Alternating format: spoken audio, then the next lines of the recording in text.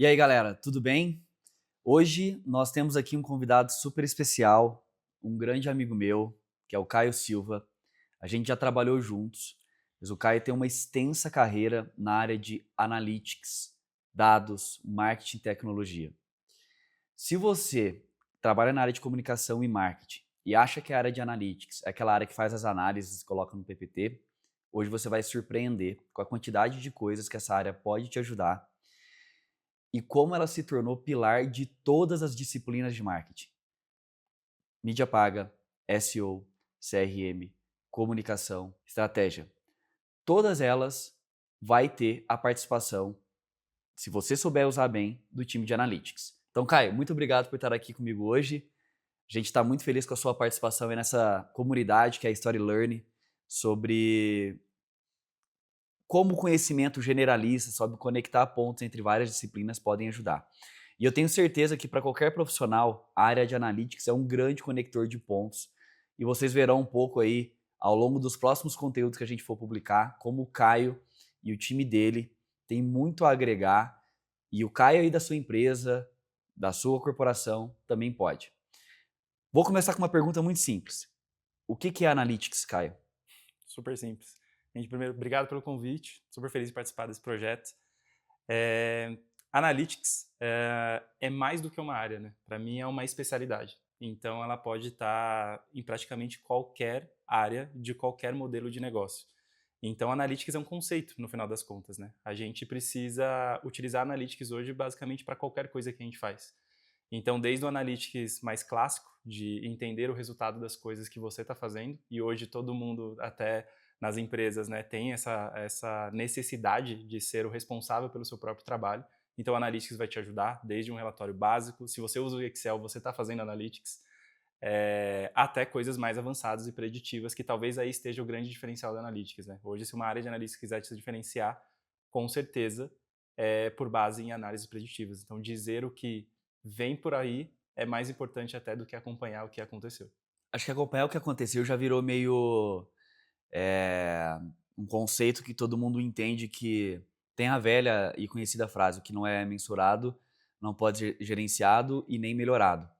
Mas essa questão do marketing preditivo, eu quero falar mais sobre isso em breve, porque uma das coisas para você fazer um bom marketing preditivo, além de você ter os dados, que é, é a base de qualquer time de analytics, você precisa de ferramentas de marketing.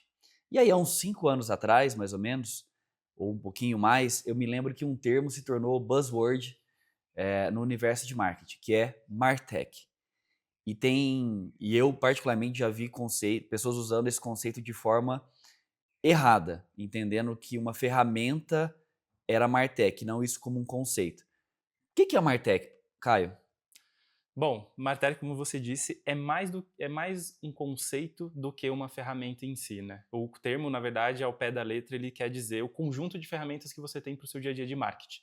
Então, Martech é a junção, literalmente, né, das palavras marketing e technology, em inglês, mas ele visa muito mais falar sobre como você se organiza em relação ao assunto tecnologia para a sua operação de marketing. Então, desde ferramentas, obviamente, né? Então, a ferramenta que te ajuda no teu dia a dia, que estão nos seus computadores e o dia a dia do trabalho de qualquer especialista de marketing, mas também como você estrutura o seu time. Então, como que a tecnologia faz parte, gerencialmente falando, de uma estrutura de marketing. Então, no final das contas, Martech é essa organização como um todo. Na sua opinião, times de marketing têm que ter desenvolvedores e engenheiros ou isso deve ficar na área de tecnologia? Eu acho que não é nem só mais minha opinião. Assim, a gente consegue concluir isso pegando as principais referências de marketing do mercado, tanto brasileiro como internacional.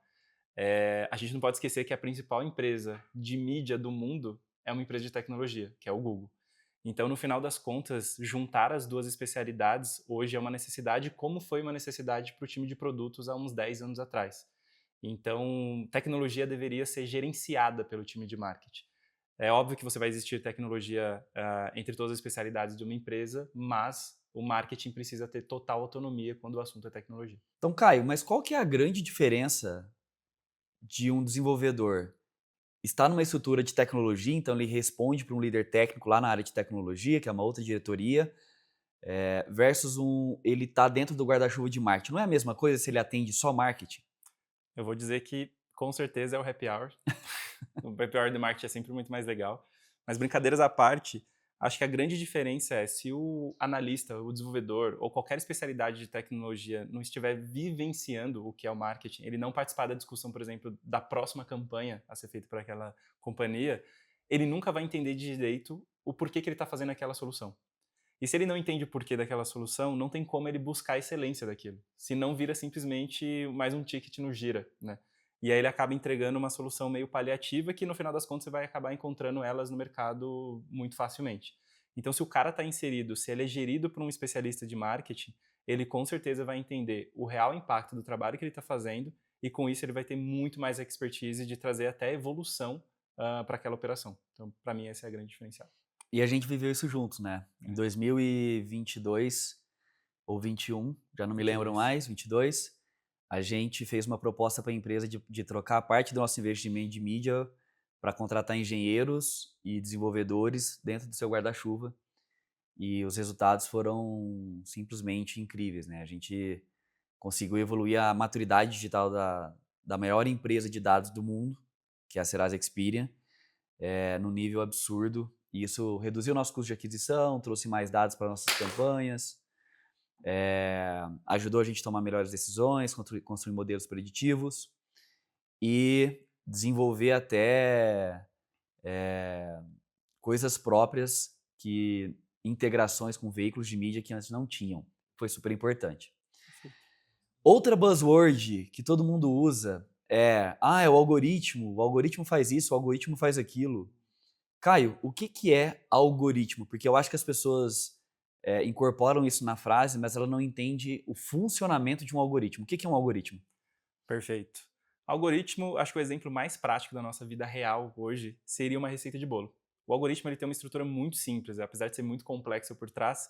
A estrutura básica de algoritmos ele precisa de uma entrada e ele tem regras e ações que são executadas dentro dele e pré-definidas, geralmente óbvio, por um ser humano até os próximos anos. E do resultado disso é o resultado, né? A terceira pilar de um algoritmo é o resultado, e aí é o resultado de o que foi entregue, né? O que entrou dentro do algoritmo, foi processado por essas regras e ações e tem de resultado. Eu coloquei a receita de bolo como exemplo porque acho que ela elucida muito bem. A receita de bolo, no final das contas, a gente tem os ingredientes, né? E que são as entradas, né? Do nosso algoritmo. O algoritmo em si, né? São as ações, então basicamente qual é a ordem que você mistura os ingredientes, como você mistura os ingredientes, e o resultado disso é o bolo pronto. Né? Então, o algoritmo, no final das contas, é literalmente essa receitinha de bolo de ter uma entrada, ações e regras bem definidas e um resultado com base na entrada que foi processado por essas regras. Eu acho que a complexidade que está por trás de um algoritmo são as reações químicas de um ingrediente misturando com outro, que faz com que o bolo, que a farinha, o ovo e o leite faça aquela massa crescer. Exato. Né? Então, gente, se você não sabe o que é algoritmo, agora você sabe. E eles regem praticamente tudo que a gente faz hoje. O que você vê nas redes sociais, os resultados de busca do Google, as recomendações dentro de uma loja, dentro da Amazon, por exemplo, 100% baseado em algoritmo, porque a entrada é o seu comportamento e a saída é o que ele entende como melhor opção para você. Basicamente é isso. É basicamente isso. Ainda no assunto de analytics, uma das coisas que mais se apresentam dentro de uma análise, quando o time de análise vai apresentar um resultado sobre uma pesquisa que eles fizeram, uma investigação, é correlação. E correlação, apesar de ser uma palavra, de certa forma, comum, ela é extremamente perigosa, porque as coisas podem ter correlações que são válidas e ter correlações que uma coisa não tem nada a ver com a outra, é só uma feliz ou triste coincidência. Em linhas gerais, se pudesse resumir, o que é uma correlação? E quais são os perigos de usar essa métrica, essa forma de análise dentro do dia a dia de marketing? Perfeito. Correlação ao pé da letra, né? Então, matematicamente falando, correlação é quando duas informações influenciam uma na outra, né? E aí você tem correlação positiva, ou seja, quando uma informação cresce, uma variável cresce, a outra variável tende a crescer. Ou a correlação negativa, que é quando uma variável desce, a outra tende a descer também. Matematicamente falando, é isso. O problema é que a matemática é fria. E aí acho que é o grande risco de usar correlações dentro das suas análises, ou só usar correlações dentro das suas análises. Você pode colocar dois indicadores que não tenham nada a ver. A gente estava até brincando aqui nos bastidores sobre uma correlação que existe, a gente viu, e ela é real, de maior consumo de margarina versus o volume de divórcios que existe no estado do Maine, nos Estados Unidos. e ela é uma correlação positiva. Quando um número aumenta, o outro também aumenta. Quer dizer que existe casualidade nisso? Talvez não. Então, acho que o Ou ponto talvez principal. sim. Ou talvez sim. Se você analisar mais para descobrir. É. Espero que não, no final das contas. Que o segredo do sucesso do casamento seria consumir menos margarina. Mas acho que o ponto principal aqui é como você usa isso como ferramenta e não conclusão das suas análises. Uhum. Então você tem que buscar sempre o maior número de opções, né, de argumentos que você tem para poder chegar no resultado final, e a correlação é uma delas. Mas a gente não pode deixar de considerar, por exemplo, o que era esperado daquele comportamento, ou uma variável de um ambiente mesmo, né, ou as variáveis mais simples que sejam mesmo do dia a dia. Então, colocar mais dinheiro ou menos dinheiro, a gente já sabe mais ou menos o comportamento esperado, porque a gente já tem feito isso nas operações. Então, principalmente em empresas mais estruturadas, que têm histórico de dados, a correlação sempre tem que ser meio validada com o que você tem de histórico e outras variáveis que explicam o seu negócio. Então, o ponto principal é, se você for usar correlações, utilize sempre com métricas que expliquem melhor o seu negócio. Então, o caminho deveria ser o contrário. Encontre as métricas que expliquem melhor o seu negócio, depois busque as correlações entre elas. Boa. Eu vi um caso uma vez de correlação que eu achei muito interessante, que era o fator que não estava na correlação. Existe uma correlação enorme entre pessoas indo para a praia e o consumo de sorvete. Me parece óbvio. Então, se eu sou um profissional de marketing, eu posso fazer, bom, se eu estou numa marca de sorvete, eu preciso fazer campanha na cidade falando, vá para a praia, porque uma vez que as pessoas vão para a praia, elas vão consumir mais sorvete.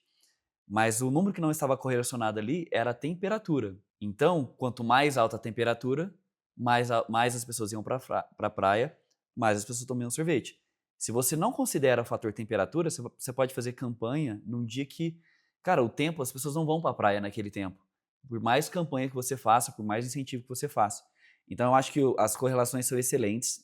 A gente usa bastante, principalmente o meu atual desafio na Fluency, para entender o comportamento de um creator nas redes sociais versus as pessoas querendo comprar curso de inglês. Existe uma correlação entre o que o creator fala de inglês versus interesse, mas existem sazonalidades que a gente precisa considerar.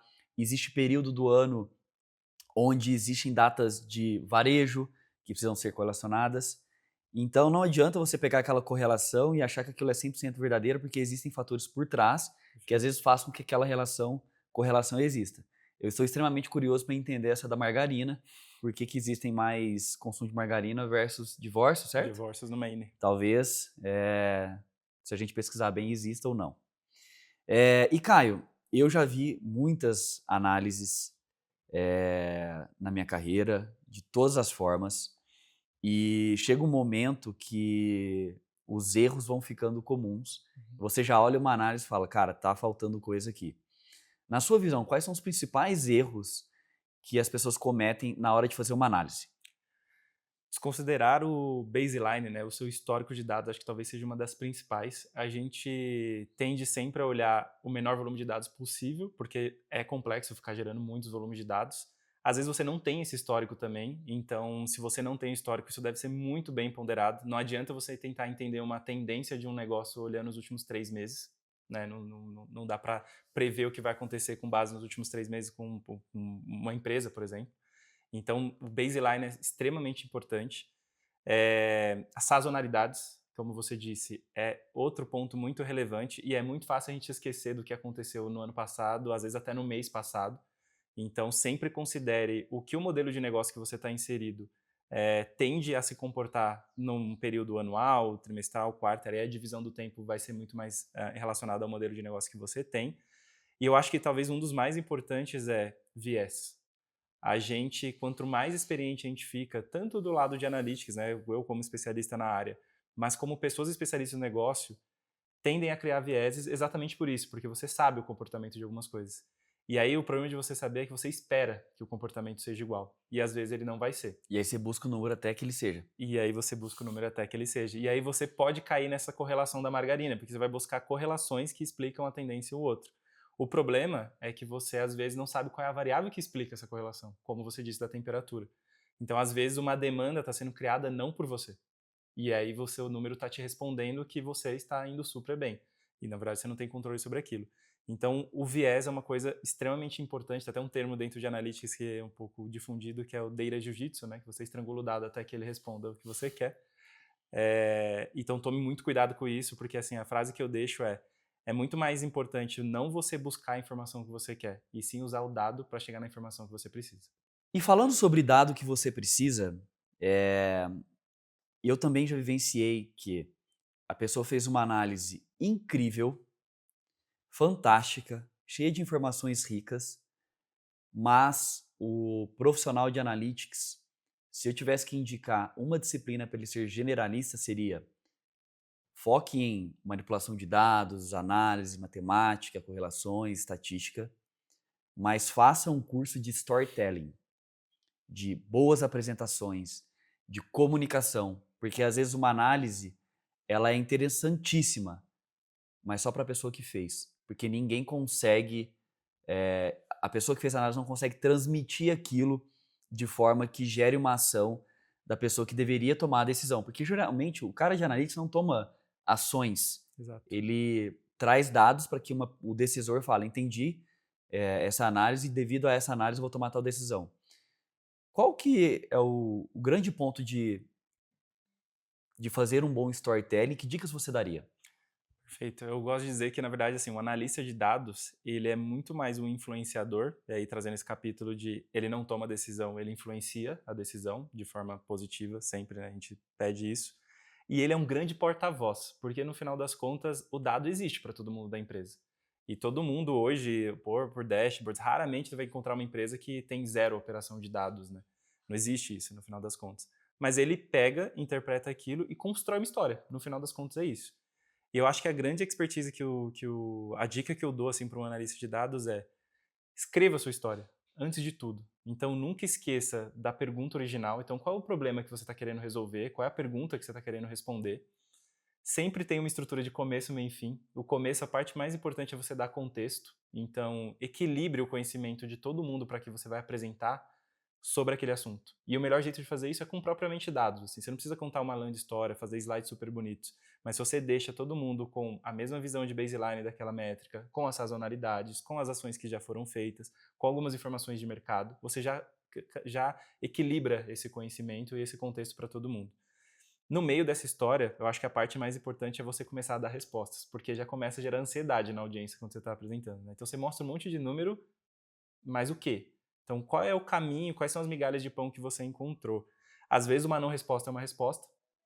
Então, às vezes, você vai buscar tão fortemente uma correlação que não existe. E ela, se ela não existe, é uma resposta. Então, quer dizer que talvez ida para a praia não aumente o consumo de sorvete.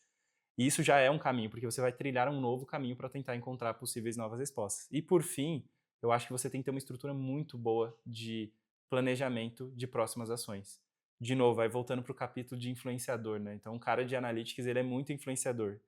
E aí é o momento de influenciar mesmo. Se você viu que tem uma oportunidade, tanto positiva quanto negativa, deixar de fazer uma coisa ou começar a fazer alguma outra coisa, é ali que você coloca esse plano na mesa. Então deixe muito de forma clara e objetiva, mas não esquecer que isso é uma sugestão.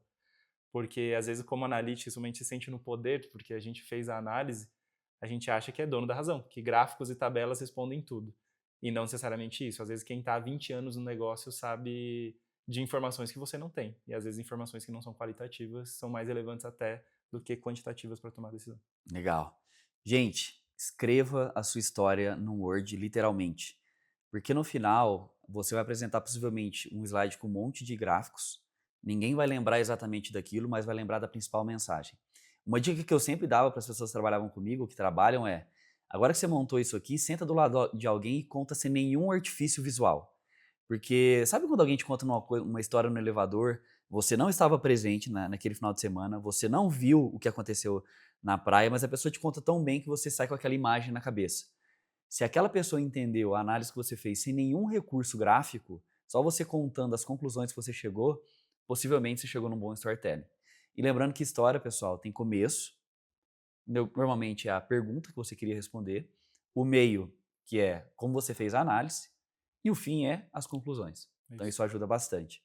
Então, gente, não deixe que isso bloqueie sua carreira, porque as pessoas desmerecem. Aliás, eu sou um defensor que deveria ter isso na faculdade, a sua capacidade de expressar as suas ideias através de uma apresentação.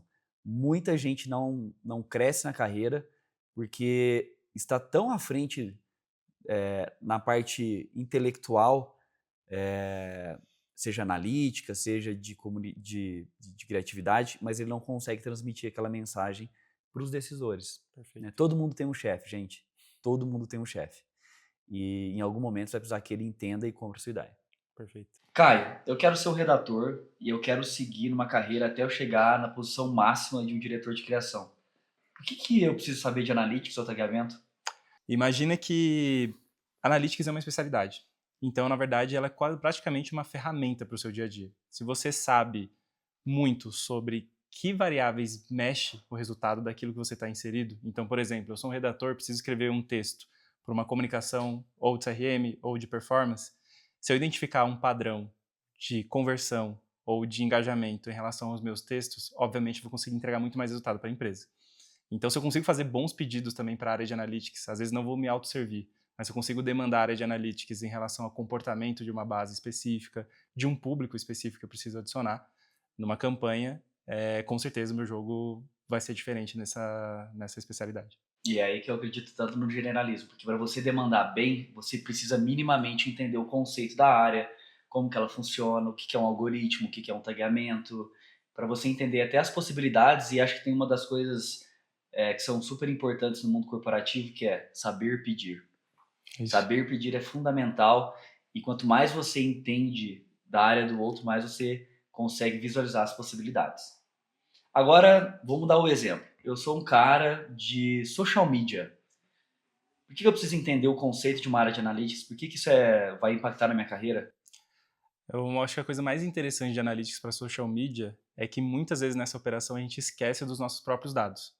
A gente, comumente nessa área, a gente vai olhar dado de mercado, como é que aquela plataforma reage a um determinado público, qual é o conteúdo que está em trend, né? Ou está em tendência ali naquela situação. Mas os seus dados te dão um direcional do que funciona para você, do que funciona para sua marca. Então, se você sabe esse tipo de informação e quem vai te ajudar é alguém de analytics ou você mesmo, né, consegue consultar e entender que tipo de comunicação gera mais engajamento, que tipo de formato gera mais engajamento ou conversão para você, com certeza as suas comunicações vão ser muito mais assertivas. Então, o analytics é parte diária e acho que para social, com certeza, não esquecer os seus dados primários. Caio, mas agora, tudo bem, para um redator eu entendi, para um social media eu entendi, faz bastante sentido entender dados. Agora sim, uma pessoa que trabalha com imprensa, a área de analytics não tem nada a ver, né? Não, tem tudo a ver. Eu acho que tem 2 capítulos muito fortes em imprensa quando a gente fala de dados. O primeiro é, toda notícia hoje, ela tem muito mais relevância de ser priorizada ou não se é uma notícia com potencial maior de engajamento ou de audiência em si, né? Ela precisa gerar audiência, os portais vivem disso, né? Portal, a imprensa no geral. Então, se você tem esse diagnóstico do que é possível você falar que pode gerar novas histórias com os seus dados, a imprensa, obviamente, vai adorar isso. Então, um cara de analytics tem que ser muito parceiro dessa área de imprensa. A área de imprensa tem que saber muito bem pedir, né, saber as possibilidades que ela tem dentro da empresa que ela trabalha, do negócio que ela consiste, mas a área de analytics também consegue participar muito dessa construção dessa história. Então, se você junta os seus dados com a visão de o potencial que aquilo vai ter, e aí esse é diagnóstico de mercado, com certeza, o jogo também muda aí quando a gente fala de imprensa. E o cara de analytics também pode te ajudar. Às vezes você encontrou uma história que é muito boa dentro da empresa, só que sem dados, ela deixa de ter menos credibilidade. E a imprensa hoje busca cada vez mais essa credibilidade, né? Então, o cara de analytics pode te ajudar muito a fazer um estudo da sua própria base para entender o comportamento dela em busca de alguma coisa, seja Perfeito. crédito, educação, fitness, e talvez colocar monitoramentos para você identificar mudanças de padrão. Perfeito. Então, por exemplo, se de repente na minha área eu identifiquei que os meus clientes estão consumindo mais aquele produto, na hora de investigar, você vai ver que é uma tendência de mercado. Opa, é uma notícia legal que dá para fazer. E o cara de analytics, ele pode ser esse... Concordo super, tá? Essas áreas têm que estar muito integradas, porque como a gente vai ver aqui em um dos conteúdos do Ricardo Stefanelli, que é um dos grandes jornalistas do Brasil, que está presente na nossa comunidade, tudo é notícia. O que difere dessa notícia ganhar os noticiários ou não é a perspectiva que você dá e aquilo se tornar interessante para a audiência. E os dados ajuda a validar e trazer ângulos que deixam a notícia interessante. Perfeito. Eu acho que você consegue até rechear um pouco desse assunto, né? Quando você pega uma tendência de mercado, então o mercado está se comportando de uma forma, e aí você, como negócio, fala assim: gente, eu confirmo isso. Ou não, eu descredito isso. Também a imprensa sempre busca uma outra retórica, eu imagino. Então, eu acho que dados conseguem te dar esse arcabouço de informações que consiste em construir uma notícia, uma história que seja relevante para o mercado. Você que é de imprensa, alguma vez você já fez uma reunião com seu parceiro de analytics, já contou as necessidades que você tem, já mostrou sua estratégia de imprensa para ele, para ver como que ele pode te ajudar? Senão, essa pode ser uma dica muito interessante e valiosa. Caio, como é que você caiu nessa carreira? Curioso. Eu sempre, adolescente, assim, sempre quis muito trabalhar com publicidade, né? Na verdade, eu chamava marketing porque, né, conceito se mistura no Brasil, principalmente. Então, eu queria muito participar da criação das campanhas. Eu via as campanhas do Itaú, da Casas Bahia e achava isso maravilhoso, assim, como é que era construir essa criatividade e trazer isso uma visão de negócio em forma de mensagem. Eu achava isso muito interessante. Mas acabei começando a carreira com tecnologia e me encontrei também. E aí, no meio dessa jornada minha dos últimos 10, 15 anos, eu consegui começar a misturar um pouco uma coisa com a outra. Então, me considero um cara de tecnologia dentro do marketing ou um cara de marketing dentro da tecnologia. E desde então eu tenho trabalhado para que as duas coisas sejam utilizadas no melhor formato possível e que gere negócio para qualquer lugar que eu esteja trabalhando. E para quem quer começar na área de analytics, qual que é o caminho? Como é que é uma faculdade, é curso, é autodidata?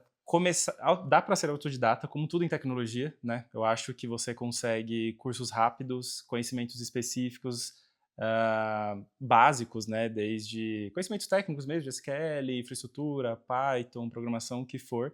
Mas eu acho que o grande diferencial, assim, que você ganhar essa capacidade técnica, esse conhecimento técnico, é construa suas histórias. Eu acho que busque um curso de storytelling, de como você passa uma mensagem.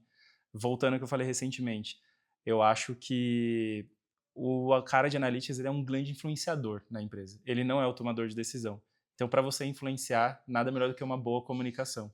Então, se você junta o teu conhecimento técnico com o seu exercício forte de comunicação, você consegue mudar para onde os dados vão ser utilizados nessa empresa, ganhar cada vez mais relevância e influenciar a tomada de decisão geral de um negócio. E para quem faz faculdade, que tipo de pessoas de analytics, que tipo de background elas têm? Ciência de dados, matemática, Isso vai, tecnologia? isso vai depender muito do papel de dados que você vai fazer, né? A gente geralmente tem uns 3 principais ali, um focado mais na análise, e aí sim, matemática, estatística, consulta em banco de dados mesmo é super importante. Você vai ter um papel de engenharia também, é o conhecimento técnico mais profundo, o desenvolvimento, linguagens de programação são muito mais relevantes, infraestrutura de dados. E a gente também tem um cara de data viz, né? Então, um cara que constrói a informação, que constrói os dashboards, os reports. Esse cara é até um cara mais criativo dentro de dados. Ele precisa ter noção de cores, ele precisa ter noção de diagramação.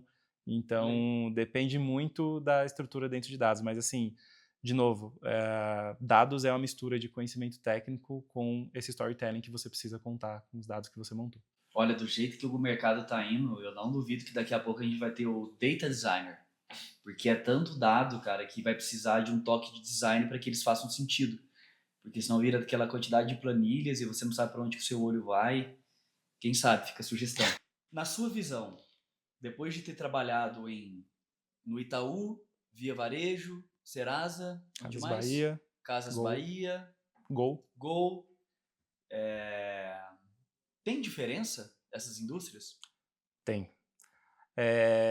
O jeito, principalmente falando do capítulo de dados, né, e analytics, assim, o jeito que a informação é utilizada é completamente diferente. O mercado de turismo, por exemplo, né, na Gol, o mais importante do dado é você entender demanda, porque é uma demanda muito sazonal, né? Você não viaja toda semana, você não compra uma passagem diariamente. Então, o dado ali é muito mais sobre o futuro do que sobre o presente. No varejo é sobre o presente, né? Todo dia é um dia. Então, o desafio de venda, principalmente grandes varejistas, né, que vendem, tem um leque de produtos, um inventário muito grande, é muito mais importante você saber o que está funcionando agora para você tomar a decisão de amanhã. Já no mercado financeiro é uma mistura dos dois. Então, para alguns produtos, você precisa tomar a decisão de crédito, e aí o dado do passado é extremamente importante. Em compensação, quando a gente fala de investimento, ou investimento até em marketing mesmo no financeiro, você precisa saber muito mais sobre o futuro. Qual vai ser a demanda? O mercado vai estar concorrente ou não, né? Vai estar aquecido ou não? Como é que eu entro nesse mercado? Então, é muito heterogêneo o uso do dado entre as indústrias. Mas, com certeza, em todas elas, faz parte da tomada de decisão diária, esse tipo de informação. E depois de ter passado em todas essas indústrias diferentes, em empresas diferentes, na sua visão, qual é a área de marketing que mais subutiliza o poder dos dados? Que é Ótima aquela mais pergunta. distante de analytics. De cada um desses mercados, né? Em geral, Em na geral. média. Cara, eu acredito que seja, por incrível que pareça, a financeira. Porque o mercado financeiro usa muito dado para tomada de decisão de produto. Mas é muito incomum o marketing de finanças utilizar dado para suas tomadas de decisões. Geralmente, o marketing de finanças tem uma margem maior, né, de erro, trabalha muito mais marca do que o final de funil, então vive menos a necessidade da eficiência. E aí, naturalmente, isso tem uma perspectiva de uso de dados um pouco menor. Modelos de negócio que têm margem muito mais apertada, tipo varejo, eles usam muito dados em tomada de decisão de marketing.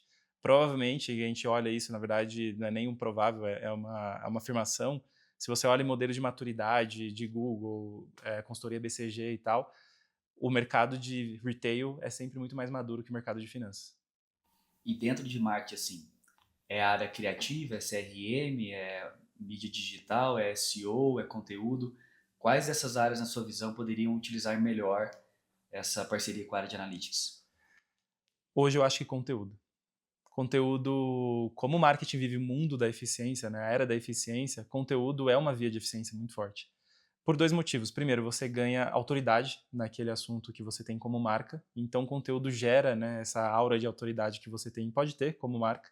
Então, ele precisa muito ser mais relevante do que ele é hoje nas operações. E aí, o Analytics ajuda muito nisso para saber que tipo de conteúdo tem fit com a tua marca, que tipo de conteúdo funciona mais ou melhor para o teu negócio. Então, com certeza, conteúdo seja a que talvez seja a próxima onda que deveria ter utilização de marketing. Até entendimento de demanda mesmo, né? Para fazer conteúdo, você pode escrever sobre tudo, né? Até no mercado financeiro, se o Itaú, se a Serasa quiser começar a colocar receita no site, pode. Mas isso é efetivo? Não sei, dado é que vai me dizer. Caio, vamos à pergunta que 1 milhão de pessoas já responderam, mas ainda fica dúvida, porque é algo muito novo. Como você acha que a inteligência artificial generativa vai influenciar a área de analytics? Eu acho que tem um potencial muito grande que não é visto ainda hoje na inteligência artificial generativa para dados. Tá? A minha perspectiva é que, assim, inteligência artificial, no geral, ela é muito boa para processar um volume muito grande de dados. E como você bem disse, a gente está indo para um cenário que dados geralmente começa a não ser mais uma dificuldade para as empresas. Porém, é uma dificuldade você entender, separar o joio do trigo, né? Que dado move o teu negócio?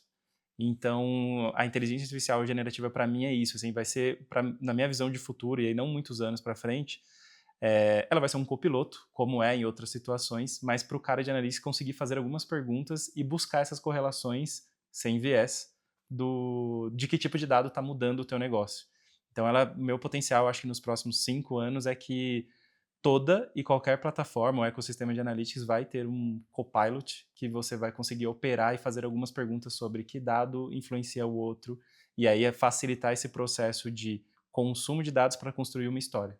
E aí eu acho que o cara de analytics para de ser um cara que é muito focado em análise, seja do passado e do futuro, para ser um cara que faz boas perguntas. Exatamente. E aí, para ele fazer boas perguntas, ele vai ter que criar um contexto. Exato. Porque se ele perguntar, eu sempre uso esse exemplo, se você perguntar para IA generativa, como que a gente faz para diminuir a poluição no mundo, a sugestão vai ser matar os humanos.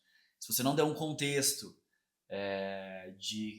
do que você quer, talvez você não tenha a melhor resposta. Então, o cara de analytics vai ter que contar o contexto que a empresa está vivendo do negócio, como marca, como percepção que as pessoas têm daquela marca, sobre a cultura da empresa, para que os dados deixem de ser aquela análise, como você disse, a matemática é fria e nem sempre ela reflete uma realidade qualitativa que deveria fazer parte do resultado, mas é difícil de colocar numa tabela de forma estruturada. Perfeito. E tem um jeito fácil disso acontecer, tá? Esse cara de analytics absorver esse contexto, aí está inserido no marketing. Então, quando a gente fala de Martech, é exatamente isso, né? Trazer essa gerência Esse gerenciamento da área de analytics para dentro da especialidade de marketing é extremamente importante exatamente por isso, porque cada vez o cara vai ter mais contexto. E mais contexto, melhores perguntas, melhores resultados. Boa. Galera, espero que vocês tenham gostado. Analytics é fundamental para toda a estratégia de marketing. Foi algo que eu queria ter aprendido bem antes da minha carreira. Eu venho de um mundo 100% de comunicação, bem no início, e eu fui descobrir o quanto que Analytics poderia me ajudar. Eu diria tarde, então aproveite esse conteúdo, não cometa o mesmo erro que eu, aproveite desde agora, se aproxime do cara de Analytics, se aproxime dos engenheiros, conte o seu contexto, porque o que esse cara mais odeia é tirar pedido. Fato. Se você quer irritar alguém de dados, chega lá e faça assim, ó, faça essa análise para mim. Ao invés de você fazer a pergunta, olha, eu não consigo entender o porquê que isso acontece. Ou tenho dúvida do porquê que o meu público reage dessa forma. Ou eu não entendo porquê que as minhas vendas estão caindo. Não chegue para ele e fala, faça uma análise do que minha venda está caindo. Pergunte quanto suas dores. Porque aí juntos vocês vão conseguir construir muito melhor, porque ele vai ter a parte técnica, mas com um contexto que é super importante. Perfeito, é isso. Até o próximo conteúdo, galera. Siga aí Story Learning para mais conteúdos como esse.